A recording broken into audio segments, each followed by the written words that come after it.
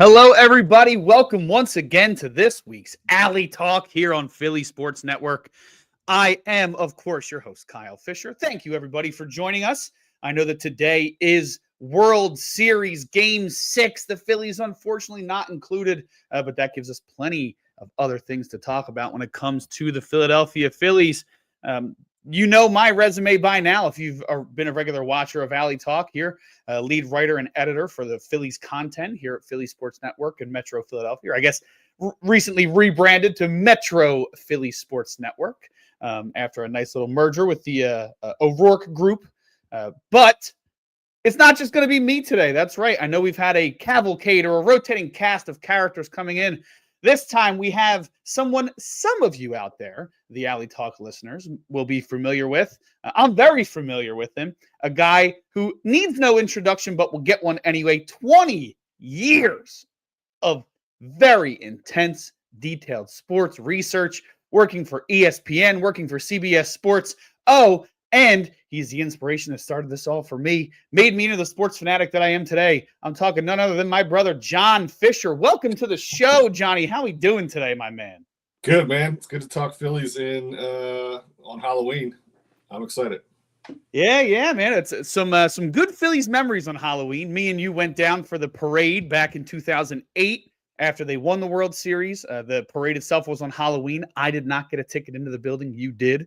I hung out with some drunk guys in the parking lot, but you got to see one of the great speeches of all time. The World Champions didn't take very long for everybody to have an opinion on that. But, man, for such a quiet guy for all those years and Chase Utley to come out and just drop the F-bomb right away. Then he drops Cliff Lee dropped an F-bomb the next year at the All-Star game. It started this crazy run of success for the Phillies. But, yeah, man, great day at the ballpark. We're going to get into a lot of stuff. You know, obviously right now for the Phillies, the big conversation is free agency. Kyle Schwarber, Ranger Suarez, and JT Realmuto headlining the free agents from the Phillies roster in 2025 with a few others that we'll get into. But we just teased it. Before we dive into this year's Phillies, take us back to what you might remember from that day in 2008 at the parade and being in that building for what was only the second championship in Phillies history. Just the energy. It was just like it was so cool. And we went to the first game in 2007. That was the first. It didn't go well, but just the excitement for the first playoff game in 14 years. Where you and I don't think together in 2008 went to any, but got to maybe one game here or there in the run. And I wasn't able to be in any of the World Series games, but it just felt like a neighborhood citywide party all day, and it was just awesome. That's the first championship that I remember in my lifetime. There was, I think, the Sixers won when I was young, but first Phillies team to win. It just the camaraderie and stuff. That was the best part. Hanging out with people outside. I was with a couple friends inside, but just the high fives and the smiles and just the general good feeling. It was incredible, and it's why we all are so into this stuff that in the grand scheme means very little. It's why this is so cool, and it's why sports is such a connector. I like the camaraderie point of view. I mean, that's something that we've talked about in the past. It's really what makes Philadelphia such a great sports town. It's everybody kind of gets on the same page, and it doesn't matter what neighborhood you might care what neighborhood you're from, what background you're from, what high school you went to, all year round. But come October or February or whenever the championships are for the Sixers and the Flyers, since we haven't been there in so long, I'm not remembering off the top of my head, but those months leading up in the postseason when it comes to our teams really does bring us together. You even see it with teams like the college scene might not be as big as it once was in Philadelphia, but when St. Joe's went on that run with the Hawks, and shout out to my guy Aaron Bracey for writing a soaring season about that exact team. But when they went on that run, I mean, you see that the passion really comes out in that true sports fandom that Philadelphia fans bring. I think sometimes that gets over exaggerated, but you do truly see it in crunch time. I mean, I think of not even the championship runs, but think about I always go back to that dude in the crowd, trying to pump up Ben Simmons to hit that free throw shot. Everybody talked trash about Ben Simmons all season long, but when the game was on the line, it's nah, bro, we're with you. We love you. We need you. So It was it just so that was kind of like the beginning of it for me. I mean, for my lifetime, we had the 01 Sixers title run or championship run where they lost to the Lakers in 5 games. But the outside of that, my first real playoff experience, like you said, was 07 and then 08. I mean, I was 4 years old in 93, so didn't really remember any of that. But I don't really remember the Flyers going on a run until like 2010. I don't really remember, obviously the Sixers 01, like I said, and then the Eagles, they were always close, but couldn't get there in the Andy Reid years, except for that one season. So just really, really cool moment. And for it to be like Chase Utley of all people, Jimmy Rollins was always outspoken, and he had a great speech. I love his speech. It actually came up recently in conversations about the, I forget exactly what he said, but he's kind of like, Philly is a tough place to play if you're soft. Like they expect the most of you, and you should expect the most of yourself. So it shouldn't bother you that that's what they want. Yeah. I boo myself when I don't do well, and I expect them to do the same. And Bryce Harper kind of echoed that sentiment recently, I believe, in a talk with Todd Zalecki. But nice little day to think back on what was and what could still be with this era of Phillies baseball.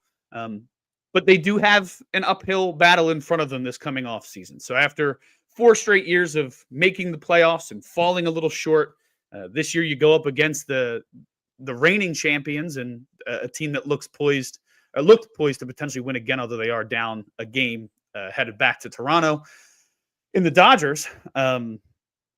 And then you have some key free agents coming up as well. So let's dive into the free agents to give people a little bit of a preview who just joined us.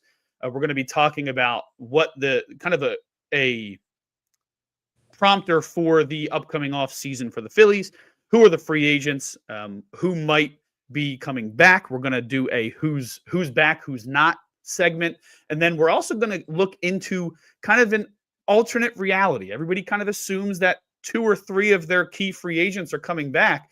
But what would this roster look like if none of their big 3 came back in Real Muto, Schwarber, and Ranger Suarez? So we'll get into that a little bit later. But right now, let's start things off just taking a look at the first step of the offseason, which, of course, will be the exclusive free agency negotiating period, qualifying offers, and eventually free agency coming just 5 days after the conclusion of the World Series, which could be tonight. As we mentioned, Toronto up 3-2 going into 6. If they win tonight, then we're on the clock, and we'll have a lot of stuff to talk about next week because a lot of those decisions will have to have been made already. So first important date for off season for all of Major League Baseball. Clubs have a 5-day window to exclusively negotiate with their free agents. During that time, they can also offer the qualifying offer to those who do qualify. So just as an example, even though Harrison Bader had a great year because he was traded midseason, he does not qualify for the qualifying offer. He also has a mutual option, and we'll get to that in a little bit. The Phillies have a ton of free agents, but only 2 guys qualify for that qualifying offer. That would be Ranger Suarez, elite starting pitcher, and of course Kyle Schwarber, the guy who hit 58 home runs and had probably the best season of his career, best overall season of his career this past season. So perfect timing for Schwarber. Maybe not perfect for the Phillies books and their finances, but great timing by Kyle Schwarber. We mentioned those 3 other guys who could potentially be free agents. Harrison Bader has a $10 million mutual option. A mutual option has not been picked up in the major leagues in over a decade.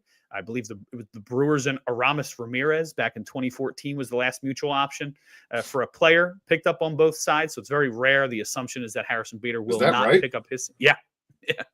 I think the last mutual option picked up for a non-player was Don Mattingly as a manager. They had a mutual option that he and the Marlins picked up. Yeah. It's very rare that those get picked up. And then the team does have a $9 million club option on Jose Alvarado. And based on comments so far from Dave Dombrowski, it's likely that he does return. I think they understand that was kind of a one-off with the PED suspension last year, and that they expect him to come back in full form and really form a dynamic tandem with him and Joan Duran at the end of that bullpen. Some other names, maybe not as notable as the 5 we've mentioned so far, but Jordan Romano, Max Kepler, Walker Buehler, Tim Meza, David Robertson, and Lou Trevino are all pending free agents as well. So some end of the bullpen. David Robertson ended up playing a bigger role, but some end of the bullpen guys. Walker Buehler, who was a September pickup. I don't think a lot of people expected that to be a top priority for the club. Doesn't mean that he's not expected to come back at all, but and then again, we have those two options. So Bader, the $10 million mutual option, everybody expects that he will opt out and look to sign a longer-term deal. Jose Alvarado, the expectation is that the Phillies will pick his option up. So maybe not a true free agent in Alvarado, but you have about 9 or 10 guys there who will be hitting free agency just 5 days after, unless they can come to an agreement in that 5-day period. But most agents will at least have you go see what the market looks like before deciding to return to the club, even if they do end up returning. There seems to be mutual interest in Kyle Schwarber returning. He's spoken publicly about wanting to come back to the team. The Phillies, both ownership and front office, have openly expressed their urge to bring him back. He seems like the top priority. If you were listening to the show last week, I noted that if I was the decision maker, I might prioritize JT Realmuto just because there's a couple other bats, but that's just because of there's almost a non-existent free agent class of decent all-around catchers. I know that that's a rare thing to happen in the first place, but regardless of who you're looking at, it seems like Kyle Schwarber is going to be their top priority in the offseason. He is limited. He's not going to play much outfield anymore. I think he played 2 games there this past season. He's strictly a DH. Best offensive season of his career, but going into age 33 season, the rumors are he's going to have a 4 or 5 year deal from a lot of teams and potentially could be paid around $30 to $35 million a season. John, how are you feeling about the fact that Kyle Schwarber career season, and you might have to swallow the pill and let him walk? Do you think that it's right for him to be the guy who comes back? Does he have to be the top priority, or is there do you think there's a good chance that he does not return to Philadelphia next season? Priority number 1, sign him before you do anything else. I just think and we'll get into it, but there's too many things you and I have talked about a little bit, too many holes to either fill or improve to add that to the list. That's the way I see it. The Schwarber, Johnny thinks priority number 1. The second guy up, JT Realmuto, who I last week said priority was number 1. I think you even flamed me in the comments a little bit. No, I didn't flame you. It's a back and forth. But Realmuto, I think the big thing for him is everybody knows how his offense has taken a step back. He's no longer the elite offensive player that he once was, but his approach to the game, his leadership, his mentality, the way that he works with this pitching staff over the years. So many guys have given him credit for helping when it comes to pitching, both bullpen and starters. Jesus Luzardo had amazing things to say about him. Ranger Suarez and Christopher Sanchez constantly talk about how involved Realmuto is and how he has helped them step their game up. And with not many free agent options, and we'll get into potential trade targets a little later in the show, but to me, he's the number 1 guy because they are built off the backs of their starting pitching and the strength of that starting pitching. And if that guy's gone and you have to rely on, either a Victor Caratini or if you end up getting kind of screwed in free agency and have to come back with Garrett Stubbs and Rafael Marchand as your catchers, those guys are decent defensively and they know how to call a decent game, but there's a steep drop off from JT and the other guys. What do you think the likelihood is? I know you said obviously Kyle Schwarber is the number 1 priority, but just instant reaction. What do you think? Is it, look, I know we said we have to switch things up, but those 2 guys got to be brought back, or is it, hey, we'll bring back Kyle and whatever else happens? Yeah, without knowing what they're looking into, you're right. There's nobody that jumps out on the free agency market behind the plate. I'm comfortable with Realmuto as long as it's at the right price for the right length, and that the expectations are set. When he got hot, they moved him up in the order, and Turner was out. Castellanos, people were up and down performance-wise. There was some shuffling in the lineup. Like I don't want to bank on him as being a 4, 5, 6 hitter, and I certainly don't want to pay what he's been being paid for a guy who I'd expect to bat at the bottom of the order with who put up a lower OPS last year than Bryson Stott. So as much as and I give the guy full credit for being 34 years old. He turned 30. I'm checking to see his birthday. He turns 35 in March. So for a guy to play all season at 34, he played 134 games. Yeah. And to catch that much, like I'm actually fine with the offensive performance being diminished. I understand that that's a difficult ask for anyone. You see a lot around the major leagues too, and without even part of it, I think, is a dearth of the star catcher that we're used to seeing. But there's also just the idea that I wouldn't even call it a platoon. It's more of just a shared duty, and don't have guys catching 120, 130 games. You split people and keep them fresh. And I guess if you're getting two guys around the same performance level, that feels a little more palatable. You wouldn't want to do that with Real Muto and his backup, even with Real Muto's, on the downside of his career. So, yeah, Schwarber's still number one to me, but I would, and again, not knowing what Middleton wants to do and how much, higher he's willing to take this and what other moves are in the offing. I want him back. I just want it to be at the right length and the right number. Yeah, I think we'll get into more specifics a little bit later, but in my head, I'm thinking like a 2-year with a vesting option, a 3-year if you have to, but as long as it's, you're setting up the contract properly to, either front load or like those, that third year is a little bit less of a hit because he'll be going into his age 38 season in a third year. I think a lot of the rumors I'm seeing are that the contract would be 2 to 3 years. I think I saw like 2 years, 34 was the estimate on The Athletic. I've seen 3 years, 45 places. I envision, an average annual value of about 12 to 15 million, probably closer to 15 because somebody else is going to want to pay for what he brings to not only just defensively, but to the clubhouse overall. So I think that he's a guy that you're in a position where there's just not a lot of guys available, and you may have to bring him back, even if you're looking for a quote unquote a shakeup to the lineup. I think one thing that gets lost in the way that the game has evolved is, I remember a time, and I'm not that old. I just remember a time where, it was center field, shortstop, and catcher. Offense was your secondary concern, right? It was how well do you do the job in the field, and then we'll worry about the rest later. And JT on the back half of his career can still bring that part to you. And if you do enough offensively elsewhere, like this team can, when everybody's healthy and hitting well, you can bite the proverbial bullet on that one a little bit more, even if he takes another step back offensively. So I think that he should be a priority, whether you go 1A, 1B, 1-2. Schwarber and Real Muto seem like they are guys that should be returning to the Phillies. But I think for JT, I think you're right. I think it's more about right price. Schwarber, it's almost like, what do you want, man? What do you want? We'll bring you back. Yeah, this is, again, not knowing what Middleton's going to sign off on. I'm willing to bump it up if Middleton is spending.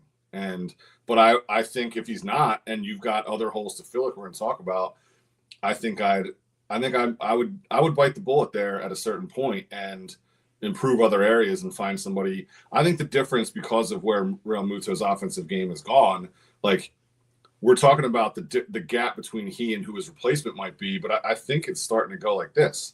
You know what I mean? Yeah. So I think the gap is smaller because he's a little closer to the pack than he used to be. So that's where I think it's the name and the previous performance, but I think it's also not about just looking next year. I mean, guys get paid off of previous performance, but what is actually going to be the value is what happens in the next 2 years, and he's going to be 35 and 36. And if the trend line is like this, then if it stays the same, you have an idea of what it's going to look like. Like I said, I'm fine with that at the bottom of the lineup, especially if he's staying healthy and calling good games. He's still a good thrower of the ball, and I think his framing and blocking aren't the strongest, but he's a great game caller, which is really hard to quantify, and he's a really good thrower with would-be base stealers. So he does bring value, and of course, I mean, he's just the fact that he bats right-handed is a bonus for the Phillies. So, I'd love to have him, but I do think, and as much as I love the guy as a fan, as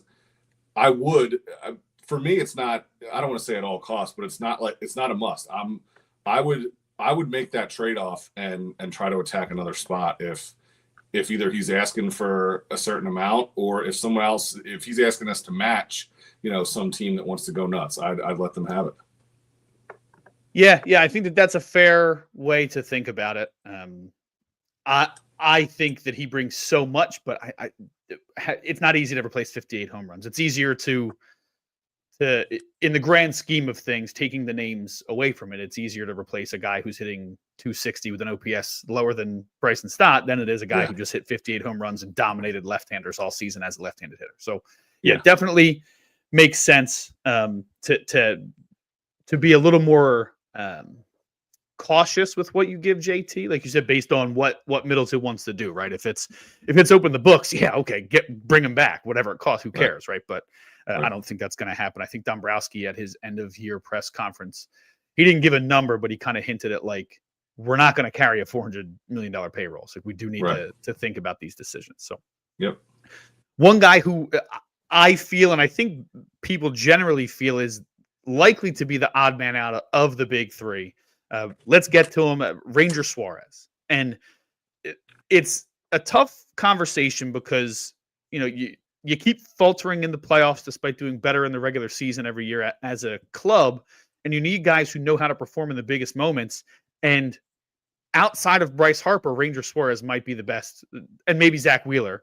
He might be the best postseason performer on the team. He's one of the best postseason performers in the history of the game. I mean, if you look at the numbers based on a certain qualifications of minimum appearances, he has one of the best postseason ERAs of all time. And he can do it in whatever role you ask. He started, he's relieved. He can do whatever's asked. He has like no pulse out there at times, which is like Philly fans either want all of the pulse or no pulse whatsoever, right? It's like you're either cool, calm, and collected, or we want that fire coming all the time. And he is Mr. Cool, Calm, and Collected out there. He seems like the guy who's probably going to be the odd man out, only because he's so good and pitching is costs such a premium, and everybody's always looking for starting pitching. So Ranger Suarez, I'd have to look at I don't have the estimated number off the top of my head, but right there. How about that? I was in the right spot. The estimate 6 years, $164 million from The Athletic. That's about 30 something a season.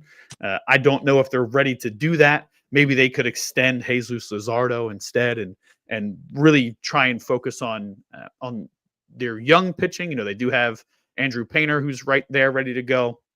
They do still have another year of Taijuan Walker if they decide that they want to keep him for depth. Obviously crazy things could happen. They could move off of some of the big contracts one way or another and find ways to bring that money back. But I think my assumption is, with all the money wrapped up in the starting rotation already, he's probably going to be the odd man out. My assumption is that you'll agree with me there, but one step beyond that, do you think he should be the odd man out, or do you think they should try and bring this guy back based on his track record? Well, I'd love to have him, but I could also see a scenario where they've still got a full rotation if they're ready to put Andrew Painter in it to start the season. That's 5 guys plus Taijuan Walker. So my thinking is I'd want the guy. He's got, and I know his velocity was down. He seemed to be a guy who learned to pitch with it. And the Phillies have got a lot of hard throwers, but he has, over the last 5 years, he has a 3.25 ERA. It's 10th best in the majors among players who have made 100 starts in that span. He's ahead of a couple spots ahead of Freddie Peralta, Kevin Gossman, Carlos Rodon. This is real performance. And of course, Zach Wheeler's number 2 on that list. The guys ahead of him, I mean, you read it down: Fried, Wheeler, Corbin Burns, Skubal, Blake Snell, Garrett Cole, Logan Webb, Framber Valdez, Max Scherzer, and Ranger Suarez. That's a 5-year period too, where he's had some injuries. He's come out of the bullpen 30 or odd times in that span. And this isn't even including the playoff stuff. This is just a guy who still with being in another lineup a little bit and learning to pitch differently. I'd love to have that guy. I feel like you can never have enough pitching, but at that number, and the way you laid it out too, with what they've got with guys in the rotation, if that's the number, I can understand them not wanting to match that. And certainly from a position of strength, I think it's way more important to have Schwarber and then Realmuto. If you start the season with depending on Wheeler's health, it's Sanchez, Wheeler, Luzardo, Nola, Painter, and Taijuan Walker still there, plus whatever other fringe moves they make. That's got the makings of still a really good rotation. So if that money is going to be used elsewhere, I'd say it makes sense to me. Yeah, I think that if you don't get the other two guys, or especially Schwarber, because he's going to be the bigger money guy, then maybe you go, hey, look, let's try and bring this guy back. You can never have too much starting pitching, but I think with the priorities that they have and the holes they have on the offensive end, you're a little more comfortable is not even the right word, because you just talked about the elite company that he holds, but yeah. You're a little more willing to sacrifice from the strength, knowing that you need to build up the weakness elsewhere. So, and there's a tough thing too. Like, it's easy to say, right? You never have enough pitching. You want to have more. We've seen what the Dodgers have done. Like, I've seen those full screens on Baseball Tonight and stuff. Like, the rotation that's on the injured list right now, and then still the rotation they're putting out. But that's also, they're taking flyers on guys who are, hurt to start the year or have been in and out of the lineup. Like, I think it would be difficult to go in intentionally having a bunch of guys, because if Wheeler's healthy, you're absolutely starting Luzardo, Wheeler, Sanchez. If you're going to put Painter in the lineup, or if you're going to bring him, to the major leagues at the beginning of the season, then he's starting games every fifth day. And if you pay Ranger Suarez that much, and you're already paying Aaron Nola that much, like, you're almost saying we're going with a 6-man rotation until something happens. And I love that. Like, I love trying to plan for that, but I think at these kind of dollars and things, you're not. I mean, what if they're all healthy and pitching well? Like, I know that's a great problem to have, but like, are you really going to have 6 starters? I don't know. I mean, maybe that's the new way to do it, right? Maybe I just talked myself into something that no one's ever done. But no, I think that's where you make it. And are those dollars going to be spent on Ranger Suarez, or are they going to be spent? Like, my assumption is if you're letting Ranger walk and someone's going to give him a whole bunch, that you're using that money somewhere else to fill one of these, like we've said, kind of the surprising number of holes or areas of improvement on a 96-win team. Yeah, it's funny. I think that one of the things that fans should be prepared for is that, because not only, in past years they were handing out extensions or re-signing Nola or giving the extension to Wheeler, and it felt like after getting Trey Turner, it's like, oh man, what was the big move? And Dombrowski said, well, the big move was we gave $45 million to Zach Wheeler. Like, that starts this year. Mm-hmm. And I think that you may see, outside of re-signing Kyle Schwarber or his potential replacement, the biggest move that they make might be giving out a long-term contract to Jesus Luzardo. And it also depends what that might be your biggest move of the offseason with the pitching staff. Right. It also depends what you think is big, right? Like, does it have to be a 7 or a 9-digit free agent contract to someone? Like, there's going to be big moves that are happening in other ways that I'm sure we're going to talk about. So yeah, I think for fans, you got to get over, like, it has seemed like a pretty consistent thing they've done over a couple years now of adding really big ticket guys, whether they've worked out or not. Bringing in Wheeler as a free agent, bringing in Harper as a free agent.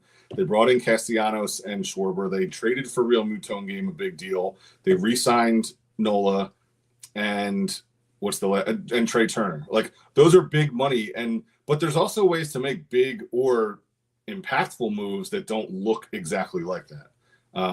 Now, of course, I'm also in favor of making a couple moves that would look exactly like that. But yeah. There's a lot of things, like we talk about. They're actually, I mean, I'm looking at these. The Phillies were 4th in the league in on-base percentage, 4th in slugging percentage, and 8th in runs per game. And I still think they've got to improve at numerous spots on the diamond. It's kind of crazy, which is crazy to think. Like, yeah, it's not even just like I said, the 96 win, and how much of that is on the rotation, but their offense performed. And to still sit here and say there's a lot of places that they need to change what's going on. I mean, they ranked 9th in the league in home runs. The Blue Jays were 11th. They're like, that's kind of crazy to think about what we're seeing right now. So yeah, I would say, and for myself, and what I would, when I talk to my friends about it, like, I don't want to say lower the expectations, but just, you and I had mentioned it. They made a big move. It ended up being a big move last year. They traded for what we all thought was a 5th starter, right? Like, it doesn't have to be signing the top shortstop to a 9-figure free agent contract. So there's a lot of ways to do that, and obviously, any free agent, any front office that's doing their job is considering all these things. Yeah, it's going to be interesting. An off season to be successful doesn't mean that you signed Kyle Tucker, right? Obviously, that would be huge, but that doesn't have to be what happens for the Phillies to still have a successful off season. Mm-hmm. The next couple guys, because I can't stay on as long as I normally can. My daughter has a nice Halloween Day parade at 3:30, so I'm probably only going to be about 30 to 40 more minutes. So I'm going to do this next section a little rapid fire, and then we'll get into some alternate stuff. So we talked about the big guys real quick. Instant reaction. Bader, we expect him to become a free agent. Do you think they need to bring him back, or is it okay if he's still out there? Let's keep in touch with him, but I don't need him to be a top priority. I wouldn't say need, but I like him. But I'd want to know. I mean, really, watching him play center field is what I think a major league outfielder is supposed to look like.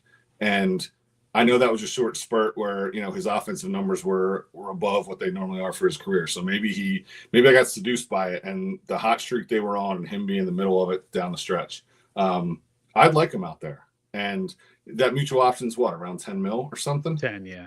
Yeah, I mean, if he's going to get more and looking for more, I don't know how much more. That's one where I wouldn't just match at any cost. I liked him out there, and I liked what it did to the defensive lineup, and I liked that it added a right-handed bat with some energy. But certainly not a must-have for me. But I did like him, and it was a pleasant surprise to stick that guy out there and see what it looked like. Yeah, I like him. I don't think that he's coming off the best season offensively of his career. He was already hitting really well before the trade in Minnesota. A lot more protection, a lot more kind of freedom to. He's not going to be the focus of a lineup here in Philadelphia, and say his offense takes a big step back, I'd even be comfortable with him and Marsh taking some innings from him out in center field, even though the defense drops off a decent bit there. But I think that he would be a nice fit. I think there's other things you can do and not make him a priority. So let's Jose Alvarado. I think the assumption is that they will pick up that option. They've done a lot of 1-year deals around $8 to $12 million for a bullpen piece. You're not going to do much better than Alvarado 1 year, $9 million. You agree or disagree? I want him back. If Dave's already talking that way with the money, then yeah, let's do it. Yeah, bring him back. So the next guys will be really rapid fire. I'm just going to name them real quick. You say yes or no. Sure. Jordan Romano. Nope. Max Kepler. No. Tim Meiza. No. David Robertson. Fine either way. Lou Trevino. No. And Walker Buehler. Depends on the money. I'd take another shot. Yeah, I think him and Trevino is the guy where I'd probably be like, why not? Right? I don't think he's going to get paid a lot. He's a local kid, pitched well enough for us. He's been up and down. I think you'd have to make sure that you have some options in there so you can rotate him up and down in the minors. But he's probably I didn't mean to just be a no on him. I wouldn't. That's not a must. But there's a lot of those guys in that area where they're arbitration eligible. They're still under team control. They're going to be there and in the mix. Let's have those guys out there and throw them in the mix. Buehler I like as a guy who has done both, and if they can get his arm stretched back out and he's feeling good, maybe he can start for a little bit. And he's that that's the starting pitching options as opposed to signing Ranger Suarez, where those kinds of guys you pull in that might be able to step into the rotation in a pinch. Yeah, I like the idea of bringing him back, but again, I'm going to let him do his thing for a while and check in with him in a month and see. Yeah. Or I'd have my number that is this is our offer. Yeah. Yeah, I like that. This is what we have your perceived value at this. If you're in on that number, let's do it. If you're not, then go find that somewhere else. That'd be great.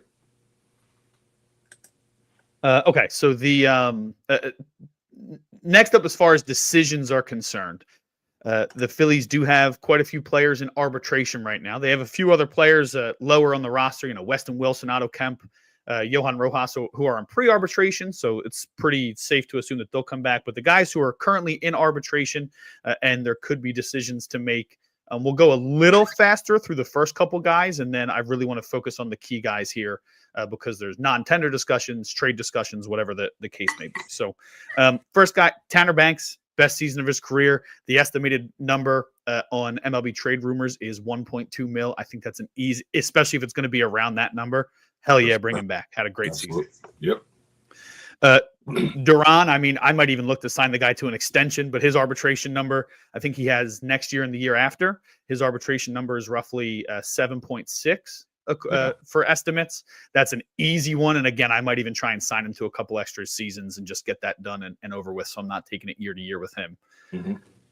Luzardo's 10.4, and I think that he's an easy, sir, what would you like? Here you go, candidate. Yep. This is his last year, though, and he's a free agent. Yeah, correct. So I that's why I thought that maybe an extension could be coming for him. I think that would be a smart move. Get him. You've kind of turned him back into this. Let's see if he's willing to negotiate right now. Yep. And then the other guy who I think it's pretty safe. Well, two guys I think it's pretty safe to assume they'll be back and on the roster when the season starts. Brandon Marsh and Edmundo Sosa. Brandon Marsh is a $4.5 million estimate, and even if they make a crazy assortment of moves and he ends up being the fourth outfielder, you're not going to complain about a fourth outfielder making that much money. And Edmundo Sosa, the estimate is 3.9. He is a jack of all trades. He kills left-handed pitching. He really gives a spark to this team every time he's in there, and he's plus defender everywhere except for maybe left field, although he did have that one home run robbery. It looked insane, and I can't believe that he caught it, but he had that home run robbery nonetheless. Yep. Those two seem like no-brainers to come back, and if that's the number, easy going. Agreed. The other guys, key parts of the team, but when you hear roster shakeup, these are guys who I think maybe you have further considerations on. And the first guy I'm going to mention is a guy, because there was rumors last season that they maybe not actively shopped him, but reached out to teams about what they could get back in value. That is third baseman Alec Boehm. He's in his final year of arbitration, and he's estimated a $10.3 million salary. Maybe there's one more season after this one. I could have that wrong, but 10.3 is the estimate for Alec Boehm.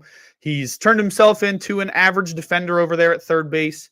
He had a down offensive season last season, but back-to-back seasons of 97 RBIs. He's hit 20 homers in the past. He's more of a 10 to 20 homer guy, maybe in the 15 homer range. But if he can get back to hitting you 40 doubles, and he's right-handed, I don't need pop from a guy if he's going to give me. I don't need 25 to 30 homers if he's going to give me 45 doubles. Like, to me, I'll take a guy who's putting the ball in play and keeping the engine rolling.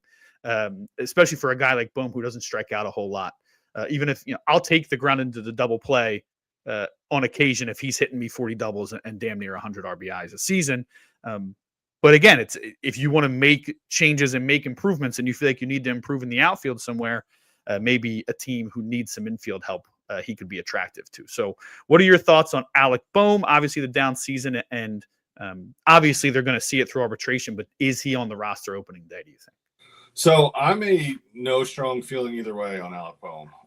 I like the guy, and all the things you said are correct. He's put up some RBI seasons, but when you bat fourth behind Bryce Harper, you're going to get those opportunities.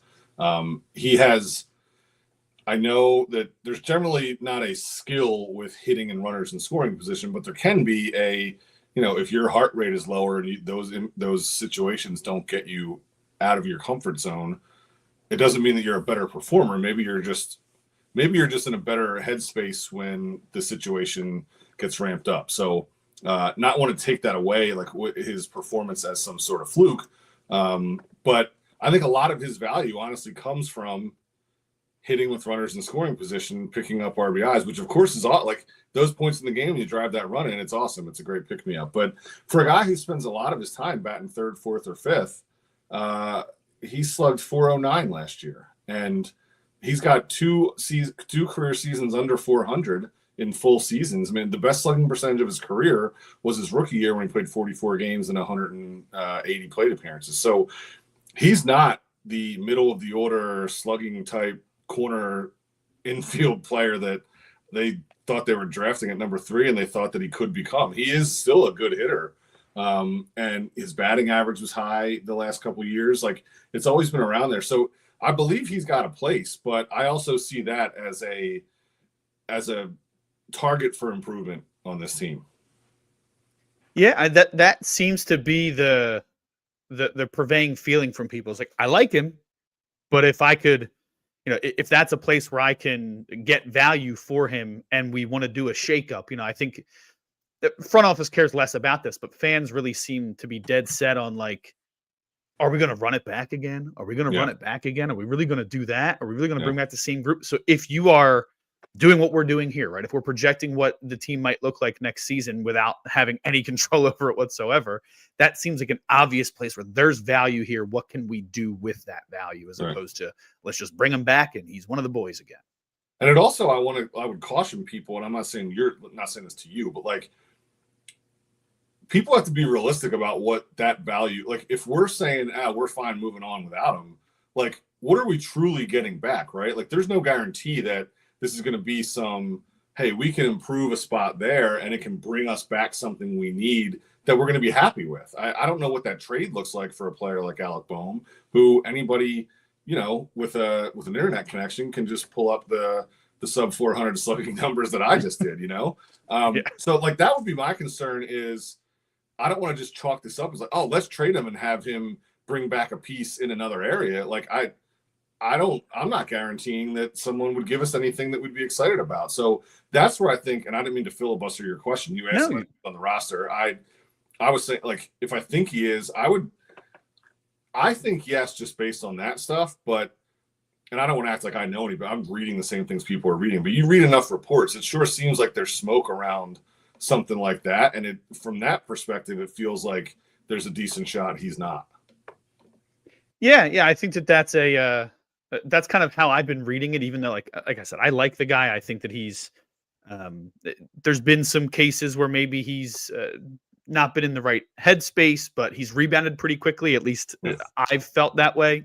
The I effing hate this place. And then he even jokes about himself. I love this place, a week later. It almost feels like he's going to be a good player, but maybe it's just not here. Change of scenery type of guy. And is there a team out there that has the team that comes to mind? And we'll get into trades a little bit later. But to me, all the talk about Boston is, if they can't bring back Bregman, what are they going to do? And they have a ton of outfielders. Could you make something work there? If he goes to Boston and plays third base there, could you get him and a lower level prospect for Jarren Duran or something along those lines? So just obviously that you're trading right-handed for left-handed, and that's a little beyond the general thinking that I'm focused on right now, but kind of just, there is value there. His value just might be better suited somewhere else for this club and what they want to do right now. Yeah. And then, but the main reason I wanted to talk about him is because I've seen people talk about, like, oh, he could be a non-tender candidate, and to me, that's insane to think that you would. At the very least, I would assume somebody would give you a couple prospects on a flyer on him for 1 year. And I think wouldn't you bring him back and try and figure something out instead of just non-tendering the guy? Right. And of course, if they were to do that, there's got to be a reason. But yeah, I think if someone were willing to give you something, but I guess it would come down to, maybe if there isn't that much value out in the trade market, and even to give you a flyer on a prospect, like, you still got to eat some of the money or whatever. Like, I mean, at that point, if you are going to replace them and you're paying, maybe that's where the money on the margins comes in. But yeah, I mean, it doesn't seem like, it's one of those things you and I joke with that about. You can't just say, well, just trade the guy. Yeah, right. It's a two-party transaction, and you've got to have something coming back that provides value in some place. And not that every trade has to be win-win. Everybody's trying to win the trade, obviously, but yeah, I would certainly try to find a team that's interested and has got something that you think you could use coming back. Yeah, so he's an interesting case. Other big names for arbitration: Bryson Stott And then you have your two backup catchers are both arbitration eligible. So Stott, they're estimating about 5.8 on MLB trade rumors. Stubbs and Marchand combined would make like $2 million through arbitration. So to me, but we talked about how thin the catching department is. Neither one of them excites me offensively, but they know this pitching staff well. They're great defensively. Both pitchers and other offensive players alike have talked about the impact that Garrett Stubbs has had. So I think that it's a no-brainer to bring those two back, especially if you're looking at less than $2 million for two guys combined to have some decent catching depth for guys who are familiar with your pitchers already. But Bryson Stott, it's another like, is he a non-tender candidate? He went from a guy who he looked like a guy you should sign to a long-term deal while he was really young to is he a non-tender candidate? Is he a trade candidate? Is all of a sudden he found himself in a platoon in the second half of last season. So he's an interesting case, and I think a lot of people wanted him to be better, so they're holding on to that. Kind of similar to how I'm talking with Alec Boehm. Like, I wanted him to be something, and even though he's not quite there yet, do I still feel like he can be that? So what are your thoughts on Bryson Stott and whether the team should focus on bringing him back and him being the second baseman, or is there alternate plans there? Well, so this goes back to a different conversation you and I have had, which I think hinges on a lot of this stuff. I think Trey Turner needs another position sooner rather than later. And those two positions are center field and second base. And obviously you look at the total picture, right? Do you want Turner and Stott Sosa, or do you want Turner and who's the replacement there, right? And then Sosa maybe can be involved in that portion. He could play third, whatever, just to get him in the lineup against lefties. I don't know. This seems drastic, and I haven't sketched it all out to have. So I don't have my all the moves I'd like to make. Here's the final piece. But maybe I'll start doing that soon to really do this exercise of like how would I try to let's say build this team. But I'm thinking, and I know Turner, you and I have had this discussion. Turner improved last year. The defensive numbers were there. I just think at this age, it's just at some point it's going down, right? And we've already seen decreased performance from him. Whatever he did to get back on the other side, awesome. But as guys get older, they typically that doesn't keep up. And for a guy who already I thought needed to make some kind of move, that's how I'd be looking at this offseason too if I were Dave Dombrowski, of all these, like we say, these pieces you need to fill. And like what I've mentioned to you a couple of times, like it's not don't just look one for one, but like if I can replace this guy with this, but coupled with this move, the whole is better. That's what I'd be looking at. And if the easiest or best acquisition is at shortstop, I'd do that and have Trey Turner playing at one of those other two positions, because my big thing too, and what you and I have gone back and forth about, is I don't want to make that move in the middle of the year. Yeah. I want him to go into an off season working out at whatever position he's going to play. Right, and I also don't want to make that move too late. And last year it worked out. So to me, it's always the beginning of the year, and like I would be really, and I don't know if the Phillies are doing that. So I guess there's a difference between what I'm saying I would want to do or how I'd be looking at this versus what I think they're going to do. If they're not looking at it that way, then I think Stott is a very good candidate to. I mean, especially if you're going to move on from Boehm, I like what he and Sosa can provide together.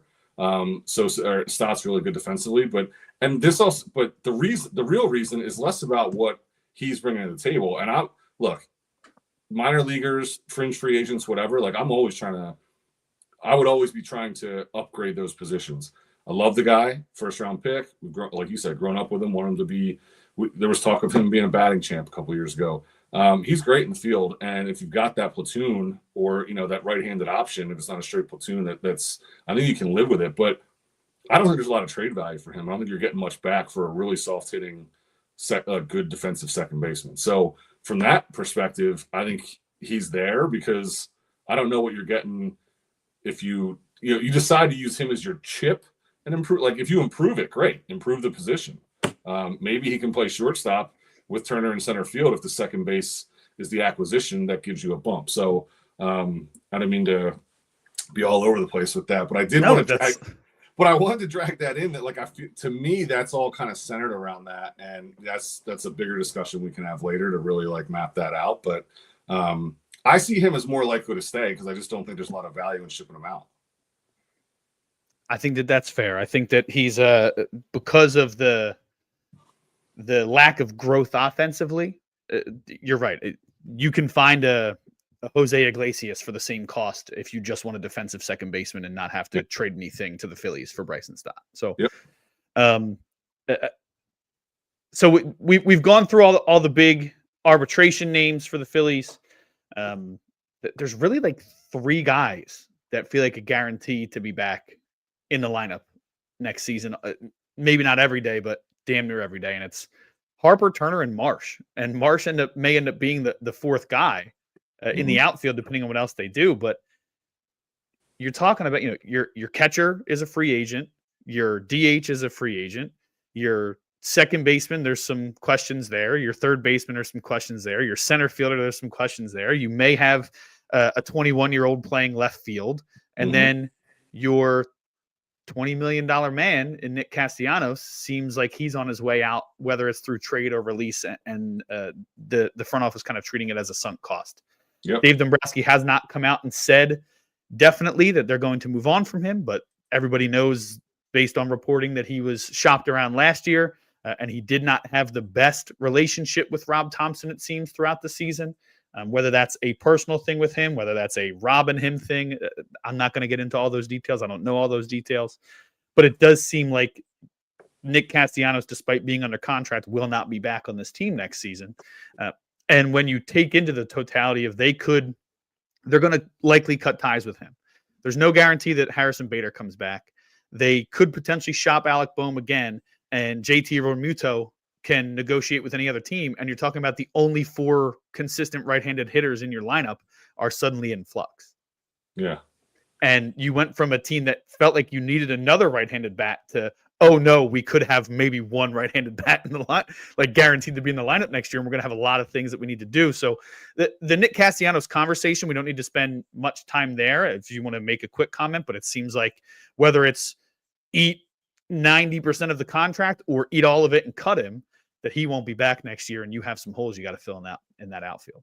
Yeah, and reporting and just reading stuff, it does seem likely that that's going to happen. And just I think from a performance perspective, I'm okay with that. I'm ready to try and find his replacement. And if they're willing to do that, great. If it's just eat it all and let him move on, great. I thought Matt Gelb had pulled this up just to make sure it was him. Put it really well when doing his offseason thing. So when Dombrowski was asked about Castellanos, he said he could not comment on specific players that are on our roster under contract. And then he spent the next 34 minutes doing just that. Yeah. But not talking about Castellanos, which of course seemed to imply that this is probably the end. And I think from his perspective too, I don't just want to be, oh man, get this guy out. He seems like, and whether it's all relationship, whatever it is, he seems like he's ready to move on. So I think that's a spot they should try and fill. And we know there's some big ticket opportunities there. But you're right. What worries me is the left-handedness, and especially if they do bring back Schwarber, which I think is priority number 1, your best 2 hitters are left-handed. And it seems like a lot of the big bop options in trade or free agency are lefties. And look, really, you just want the best guys, right? But it's really strange. This is a different time in baseball that it's really hard to find like a right-handed corner outfielder infield guy who can have some pop. And they really do. I mean, you and I were doing it around the trade deadline, just looking at we looked at the OPS or slugging leaderboards, and then you just pick out teams that are out of it. And so many guys were left-handed who would seemingly be available, So I think they've got to get creative. And I think some of it is going to be whether it's an actual a year-to-year improvement or end of year to next year. I mean, sometimes you just have to let young guys go. I think you mentioned Crawford. We mentioned Painter in the rotation. Like we could see these guys just in there, and you take your lumps a little bit, but also let them grow. Yeah, heck, Aiden Miller might get called up just because of the fact that they need another righty in that lineup if they can't get it done somewhere else. It's but whether he plays shortstop and you move Turner, or he plays third and Boehm brings you back, a reliever or something, whatever that ends up being. If he's ready and they think he's ready, or if the options are questionable options out in the market, or this young guy you should just give a chance. I mean, maybe that's the direction you go anyway. So So we've gone through all the potential options that are already on the Phillies roster, and I know I did tease at the top that we don't have a lot of time left. If you looked at the thumbnail and that's what got you here, thank you for clicking on it. And we're finally getting to the big part. We'll do a more expansive episode on this, and I'll bring John back for that, as he just hinted he's going to kind of sit down and do his puzzle pieces. I'm going to do a piece for Philly Sports Network and Metro Philly on kind of what this roster could look like. With a full breakdown, including salaries and comparable trades, to make sure that you don't think I'm just throwing things out there willy nilly. But we talked about it. It's even if you don't bring back a guy like Kyle Schwarber, like Pete Alonso is basically the only big bopper who's right-handed, and you have a first baseman already. And it doesn't mean that those guys can't switch off first base and DH if you don't bring back Kyle Schwarber, but it seems likely that they're going to bring back Kyle Schwarber. So you're talking about a team that's left-handed heavy. But for this specific exercise, let's not assume that anybody who's a current free agent, and I'll throw Harrison Bader in there as well, that anybody who's a current free agent plus Harrison Bader doesn't come back to the Phillies next year. So you're talking about, you have Bryson, Trey, Alec in the infield, and then it's basically Bohm and Rojas. Wait, they're not Bohm. Excuse me. Marsh and Rojas in the outfield. Well, just to be sure, was that a double negative? Don't assume they're not coming. What are we assuming here? So, assume that they are not coming back. Okay, assume the free agents are not back. All right. Correct. Yeah. Do not assume that any Phillies free agent will be on this team in 2026. Okay. So then who are the guys that take those spots? Who are, and obviously we don't have to do a full roster breakdown that makes perfect sense. We'll do that in a future episode. I don't think I could do that quickly anyway. I don't think I could do one that makes actual roster sense. Who are the guys that you feel like the Phillies could go get, either via a trade, and we can talk about what would make sense, or via free agency of the guys who are available, to improve this roster and really, quote unquote, shake things up? Yeah, I'll just throw out a couple. I mean, Kyle Tucker's an obvious one if none of those guys come back, and especially if they move off. Castellanos doesn't fit this bill, but if as expected he's not there, then I'm making that assumption too. There are huge openings in the outfield, and Kyle Tucker would be my number one target. I'm just scrolling through the list here. I mean, I'm also going to assume if all those free agents aren't coming back, I'm assuming Aiden Miller and Crawford are part of this, so they're taking up some spots there too. I guess the big things then are catcher. I mean, the rotation's set, honestly. Though I think those will be more fringe pieces, and I don't know if you can get someone like I'm trying to look at some predictions here. Like someone like Dylan Cease, who was rumored to be traded, and other guys who have those guys are going to get big deals, so those aren't going to fit that. I mean, even someone like, we see Shane Bieber pitching well in the World Series here, and the move that Toronto made with him injured. It's going to be more fringe than that, I think, if they're filling in around the rotation. So I would say Tucker, and then one guy I'll throw at you, and you're better at this, of like what a deal would look like, is what about Hunter Goodman, the catcher from Colorado? The Rockies. Yeah, what's that? The Rockies stink, right? I mean, maybe that's where, and that could be it. Maybe you help with this. Like maybe that's a quantity versus quality trade. Like obviously we're talking about the three top prospects being in the major league roster on day one, so none of those guys, but maybe Alec Bohm thrives there. And if you're adding Kyle Tucker, and maybe that opens something up for Bregman or Miller in that spot, whatever it is, maybe that's a choice there, and maybe Alec Bohm and then maybe some other prospects could fill that out. But you're much better at knowing like what the framework of a deal for a guy like that would have to look like. Yeah, it's a tough situation because the Rockies stink, and because they stink, they don't like to spend money. Yeah. And he's not making much money. He's in pre-arb next season, so they have at least 4 years of team control left of him. But he does seem to be a burgeoning right-handed hitting catcher / outfielder. Like he looks like he's about to blow up and be one of the better guys who could potentially be available for the right package. I think that the Rockies would be smart to attempt to sell as high as possible. So you might be talking about including Aiden Miller if they don't think that he's close enough and they feel like, hey, we can survive with Stott and Bohm and whoever ends up replacing Bohm later, to bring that guy in. And then I think while he's young, especially if we're making the assumption that that none of the free agents come back, I'd put him back at catcher first while he's young, while he's still got his knees underneath him, and then worry about moving him to right field full time later. I'd be acquiring him as a catcher for sure. Okay. Yeah, it would take a lot, I think, just because he has 4 years of control and he's only 26. So you have control of him through and into the middle of his prime years. Yeah, I mean, you'd be talking about a lot of prospects for you. Talking probably maybe Bohm as a kicker, but you're talking, probably two or three prospects. Yeah. Or two prospects and Alec Bohm, and they might have even asked you to take some of Alec Bohm's money because they're that cheap. But yeah, so help me out then. If you probably know some of the better alternatives. Like if we're assuming Real Muto's not coming back, are they rolling with Marchand and Stubbs? Like not even platoon, just the kind of that shared thing, or is there a guy that you're seeing that you'd want to bring in? Yeah, so I think that the popular name that a lot of people have talked about is Adley Rutschman. The Baltimore Orioles have a young catcher that they called up while he was injured and just signed him to like an 8-year extension. With Adley's numbers going down every season, that could be a guy. But the way that their front office has talked is he is the guy. We have full faith that he's going to rebound. We've come up with a game plan with him already, and we expect him to be the catcher opening day.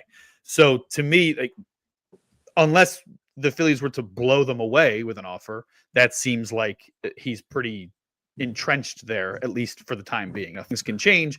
Maybe that's a lot of lip service to drive the asking price up higher. And he doesn't make a ton of money. He's still in his arbitration season, so it's not a must move. But he's the guy that a lot of people have talked about, and I think that if you don't bring back JT Realmuto, he would be a great choice. The one guy that I think I haven't seen enough people talk about is oh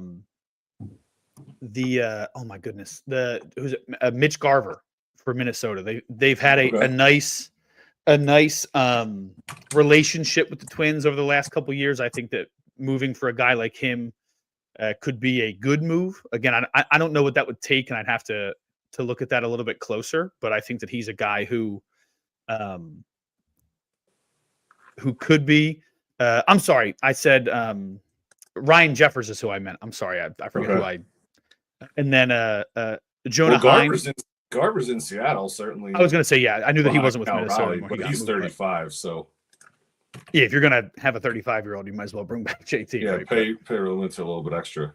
But yeah, one guy that I like is Ryan Jeffers in Minnesota, and they've been great trade partners over the years, even back to like the Vance Worley trade.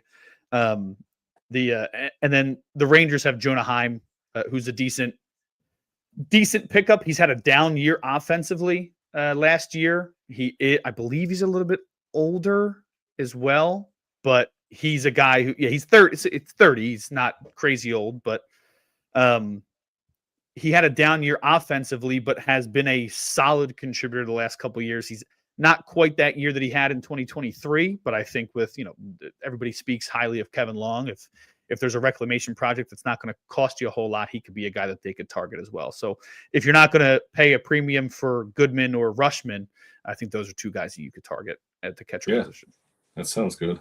I mean, if none of those guys are coming back, I'm saying Tucker, and then maybe my outfield looks like Crawford and a guy I mention all the time, Ramon Laureano, or maybe this is another take a swing at Joe Adell. He ended up with 35 homers last year, right? Yeah, him and Taylor Ward both hit 30 plus, I think.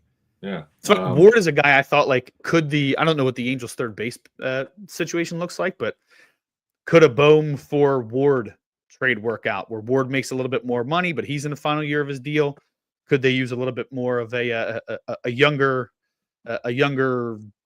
contact first guy in the infield? I don't know what their infield situation looks like, but he was a guy I thought that they could potentially target. Yeah, and then if they want to really spend and they want to DH Alonso, I'd be good for that. Maybe someone like maybe Eugenio Suarez is more of a DH type at this age, and that's worth and right-handed. That's a couple years. Yep, yeah. I see Josh Naylor. He's lefty. I don't want to just. I don't want to ignore any left-handed batter. But It's it funny starts that to feel like that, honestly, there's two guys so Josh Naylor was in the thumbnail for the episode, and he's the guy that I think he has that fire that you want for a team that's going to compete in the postseason. He'd be a great fit here. Played well in the postseason. The fans would fall in love with him immediately. Mm-hmm. He's under 30, so you could sign him to a 5 or 6 year deal and feel comfortable that he's going to give you high quality production throughout the entire contract.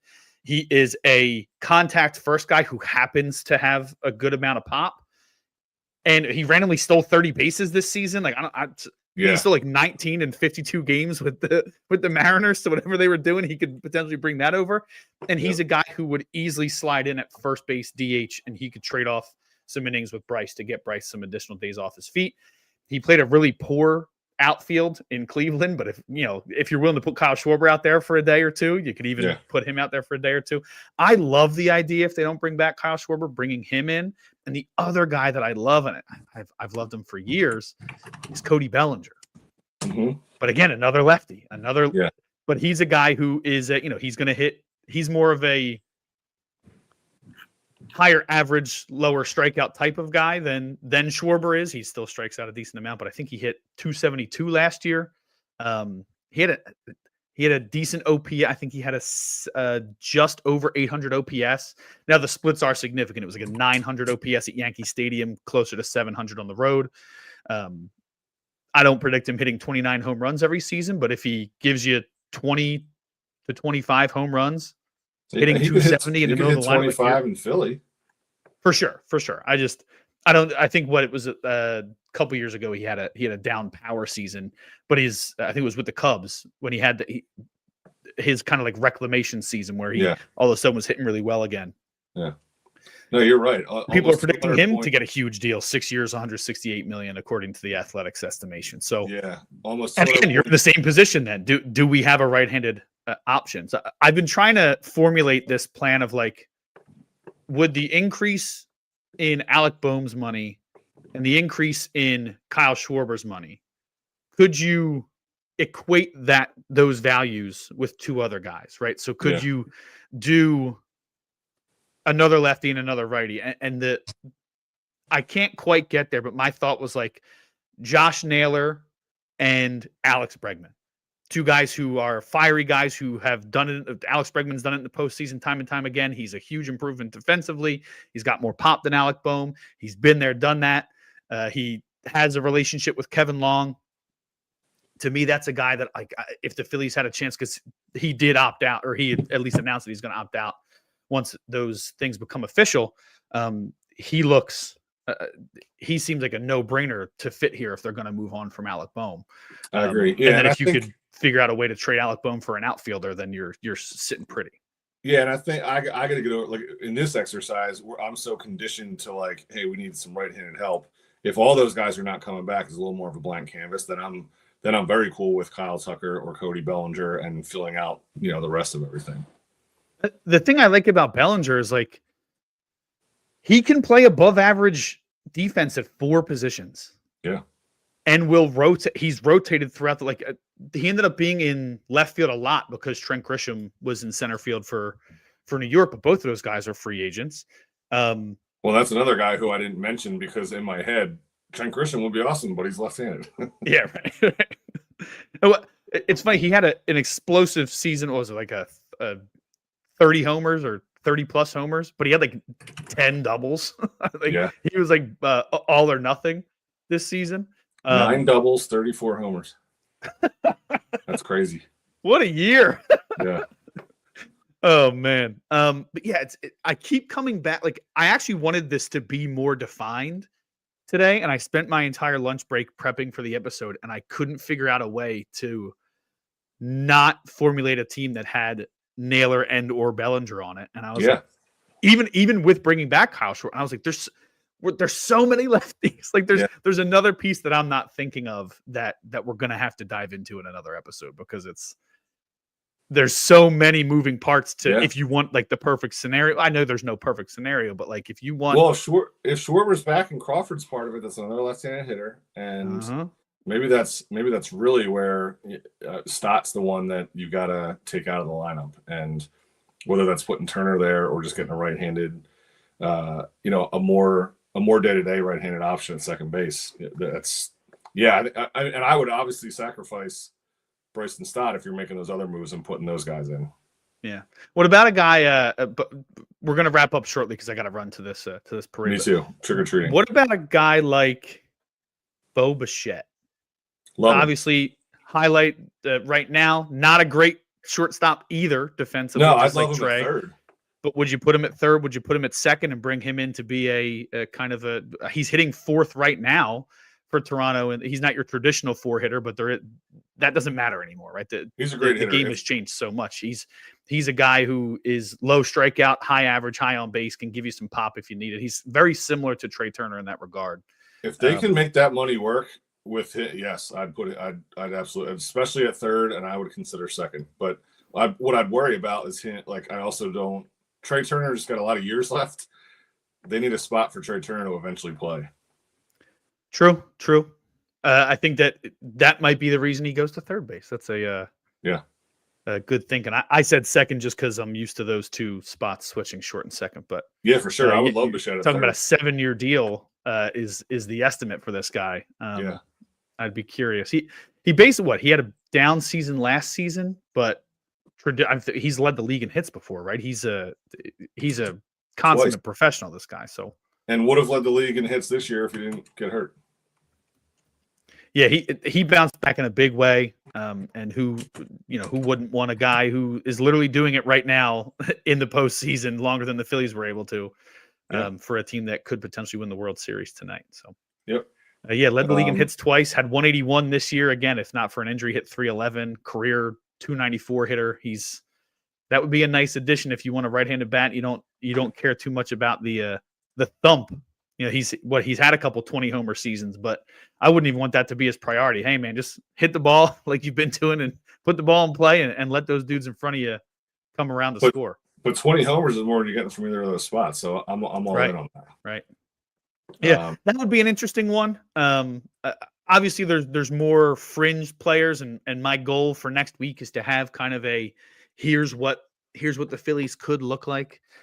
But I think I keep coming back to Josh Naylor and Cody Bellinger, and maybe it's just their attitude that I like too much, and I don't care about the lefty righty. But we're going to try and formulate something a little more formal. So cool. Well, I'll do it too, so I can listen along to your next one. Cool. All right. Well. We are going to have John back on soon. We're going to figure out the formal plan with the rebrand that I mentioned at the top of the show, Philly Sports Network, Metro Philly Sports Network. We are going to start doing a little bit more forward promotion, so we'll make sure we have topics outlined and promote the show throughout the week. Johnny, just want to thank you again for coming on the show, man. I know it was a little last-minute request, but appreciate you hopping on, and we'll have you on soon. It's going to be a long off season. Plenty of Phillies to talk about, so we'll have you back on as soon as you are able. Thanks for the invite. I love doing this. Awesome.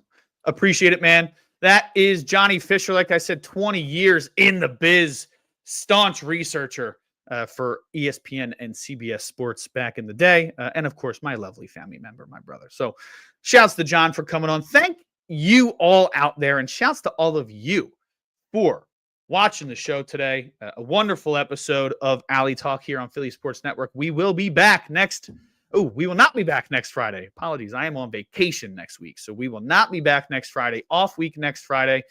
If that changes, if somebody else on the team can host an episode, whether it be an alternate time or the same time, we will make sure to let you know. So follow at Philadelphia SN on Twitter to find out the latest and greatest about Alley Talk. And don't forget to follow them. We have Flipping the Birds every Tuesday. Our Flyers and Sixers shows are starting back up. We have awesome coverage for all Philly sports teams out there at Philadelphia Sports Network. Make sure you give them a shout at Philadelphia SN on Twitter. If you want more Phillies content, myself here at Kyle Fisher 45. I also do some NFL coverage for CBS, so make sure you're there. We will talk soon, folks. Appreciate the love. Appreciate everybody. We are here for the love of the game, the love of people, the love of each other, and love and appreciate all of you. We will see you next time here on Alley Talk. Peace.